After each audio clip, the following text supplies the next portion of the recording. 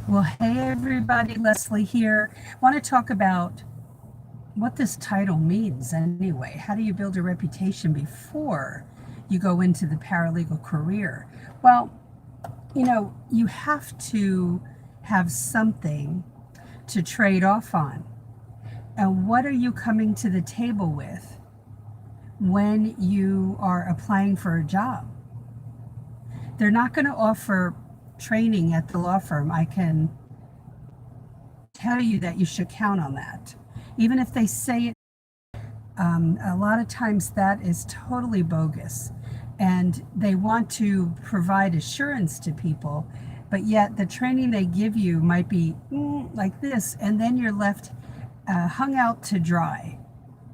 So what do? Well, some of the skills that I talk about in my book, Legal Break-In, are the typical office skills. You must have those in place. That they're not going to teach you how to use Microsoft Word. You should become a bona fide expert in Microsoft Word and maybe beginning Excel. Do you need a lot more than that? Anything else you learn would be very helpful for this career. But that's one of the things that will cement your reputation in place. But that's like a given. They expect you to have that, especially, Microsoft Word. And not just basic. Learn everything you can about it. The other thing is knowing how to proofread really well. That it's not just using spell check. That will miss so much. And it will miss errors in the paragraph where you meant to say READ and you typed RED. Well, both of those are words and it won't catch that mistake. So the proofing is very important. And I keep going like this, that's how I proof. I use a ruler or I use the edge, a straight edge of a folder, and just look at the line, and I can't really have distractions when I'm doing that. That means I have to go off someplace and read a document so I don't have any noise or people interrupting me. I have to get that done. The document has to get filed with the court, so it has to get done. How you send in your resume and cover letter, does it have errors in it? If it does, you can count on not getting a call back. How you explain, how you're a fit for the job. Do you have the skills necessary for the job? You might not understand what that means.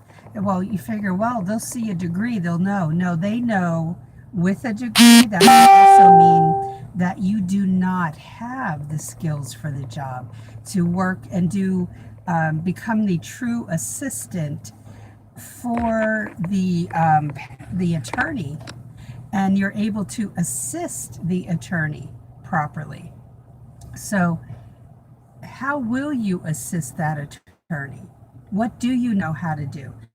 Everything you learn before you go into the law firm will be very, very helpful and very important to build that reputation.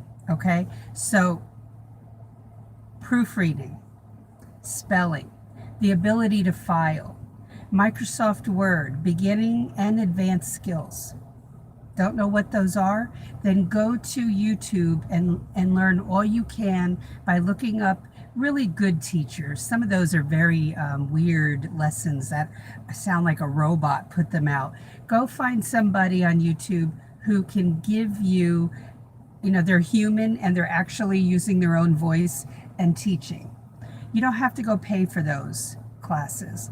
Do you need beginning Excel? It does not hurt to have it. Most law firms I know, most that I've been in, don't use it, but some do. And you might need it if you work in family law or bankruptcy, because there's a lot of number calculation to go on there and adding up of columns and things. So yes, in those instances, it's great to know the ins and outs and maybe even more than beginning Excel for bankruptcy. So what about you would be a reputation builder? skill sets do you have that would mesh nicely with a law firm? That's what you have to consider. So, okay, Caulk, I did see your I saw your comment come up, but could you say hello again so I see it? Because they don't stay up. And they just kind of stay for a couple seconds and then go down. So if you say hi, or anybody that's on here with me, if you say hello, um, okay, we disconnected for a little bit. So let's go over some of these. Understand. Okay, no problem at all. Got it.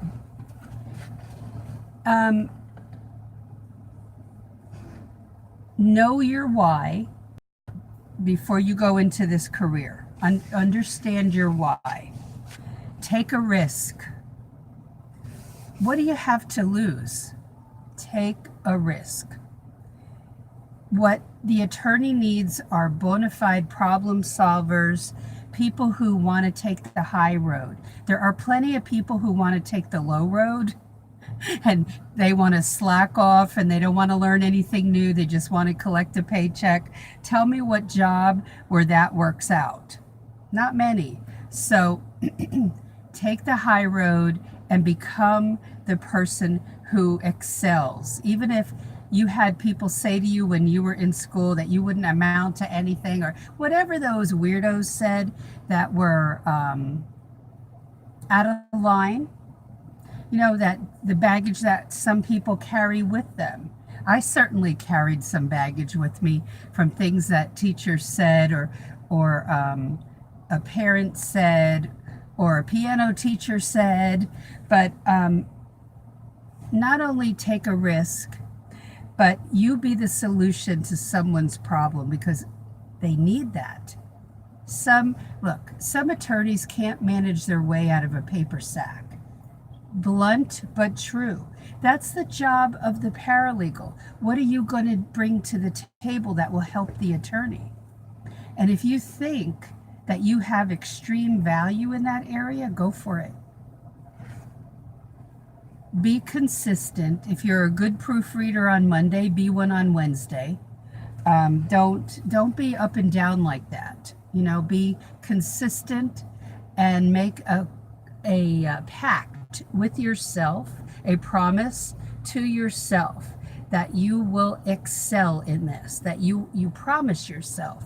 You don't have to promise anybody else.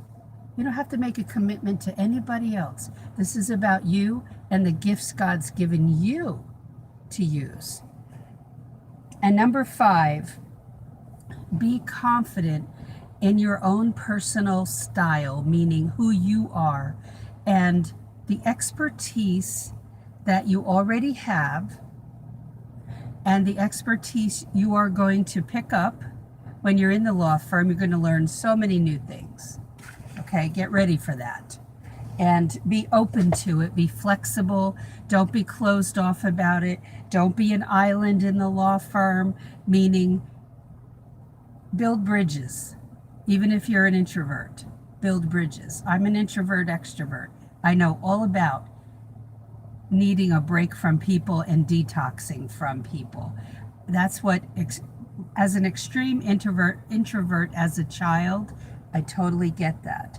But in a law firm or any place of business, you have to build bridges. So do that. And build that reputation as one of being a problem solver, not a problem creator. And go for it, okay?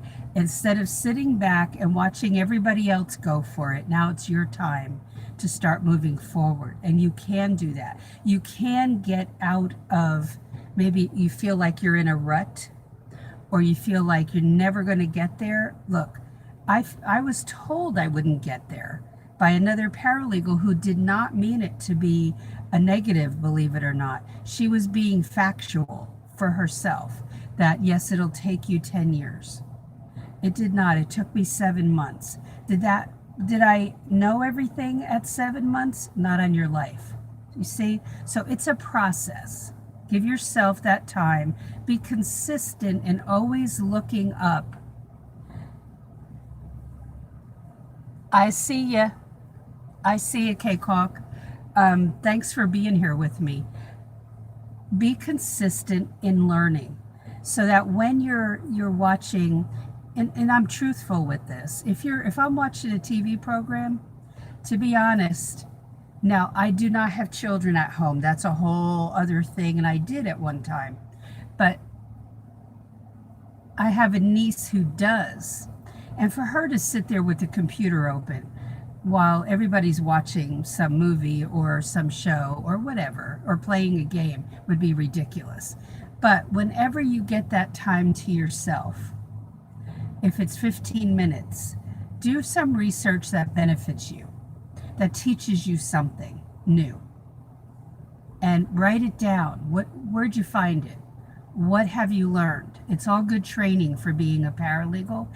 Not only the finding of information, but how you wrote it down, you bookmarked the website where you were so you can find it again. What if you found that gold nugget? You were looking for something. You want to make sure you bookmark that in your browser. If you don't know and you're not familiar with doing that, learn how to do that. Okay? All right, that's it, guys. Thank you so much, K-Hawk, for being here, and anyone else who is here with me live, and anyone watching on replay.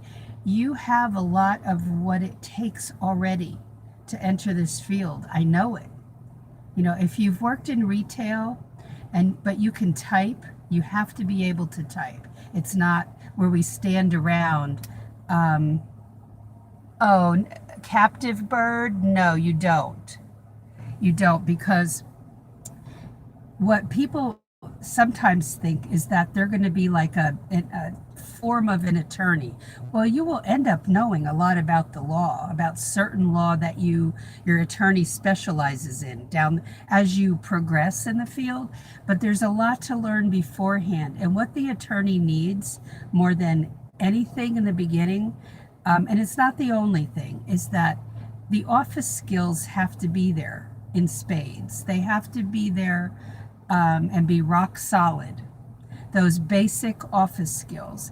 And so we can't see ourselves as attorneys, although some people on my page, definitely on Paralegal Coffee Talk page on Facebook, when I ask the question, who wants to be an attorney, who wants to be a paralegal, a third of the people on the page want to be attorneys. So that's a personal goal for both camps, and they're quite different from each other. So if the more you know about the law that you're working in, the better off you are, but you won't be advising clients because you're not licensed to do that. Only the attorney is, right? So what you need to know is how to help the attorney with administrative duties before you ever enter the law firm, before you walk in the door. So, that doesn't mean go to school, because school doesn't teach the practical side overall. They don't. And that's so much of the feedback I've heard.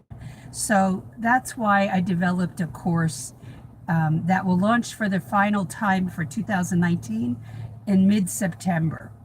And it'll be a flat fee this go around. And then I will announce what the cost is in about 2 weeks. So, but go to my website, paralegalcoffeetalk.com, and look throughout the whole website. But look at Paralegal Inner Circle class info.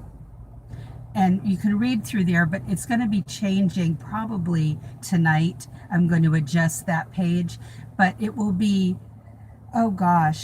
50 or so videos plus private training, additional private training in the private Facebook group that we have, okay?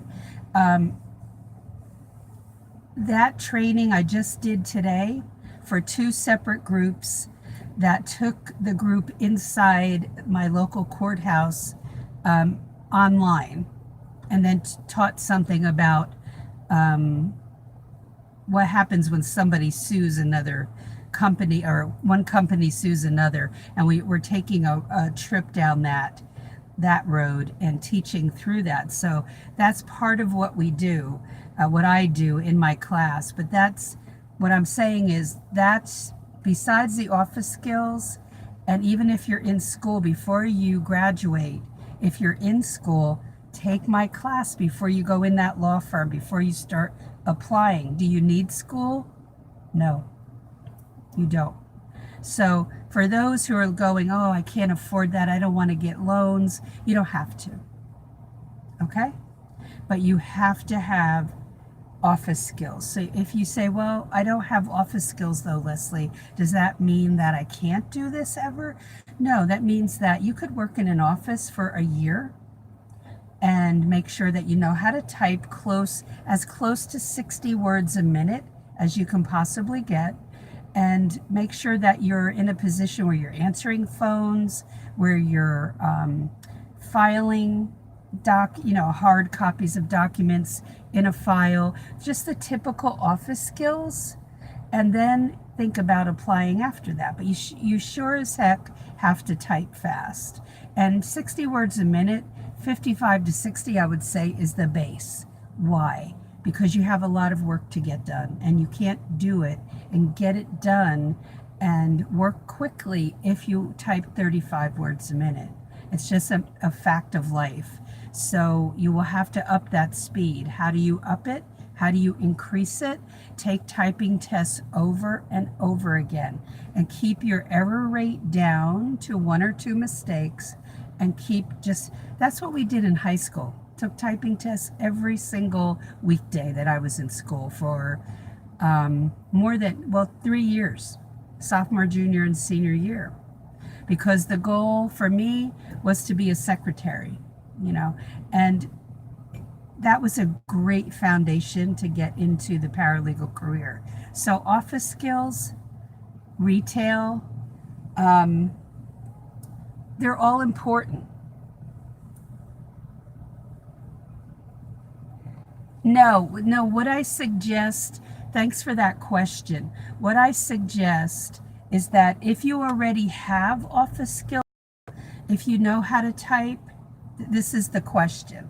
If you know how to type and you understand the typical office skills, and you've done some of that, then you're okay. Then to be honest, I would take my class before you start applying. You could get through that. I mean, it's 50 videos, and it will be launching for the last time in 2019, mid-September. So I'll announce it in 2 weeks. I'll put it up on the board, but I have the date set of September 15th to the 22nd as the registration.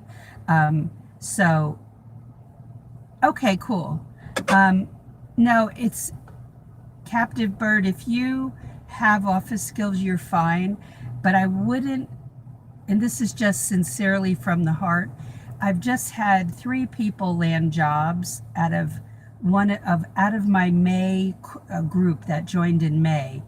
I launched in May and June, which is very odd that I would launch in June, but it was just an opportunity to do so because I had people waiting. And most of the time when people take my course, their object is to get a job. And so I've had 3 people in the last couple weeks land jobs, or one landed a job and 2 got the other 2 got second interviews. What they were seriously impressed with, one of the attorneys said this, were the questions that the job candidates were asking of the attorney. So that's what I provide in my course. That's one. I have an interview module that is several videos, and one video is that about the questions you ask, which is very important. They'll ask questions, the typical questions, and we go over those. But you'll find out some of the questions you should be asking. And some of those questions are to protect yourself. So we go into that. I just did some training, like I said, today.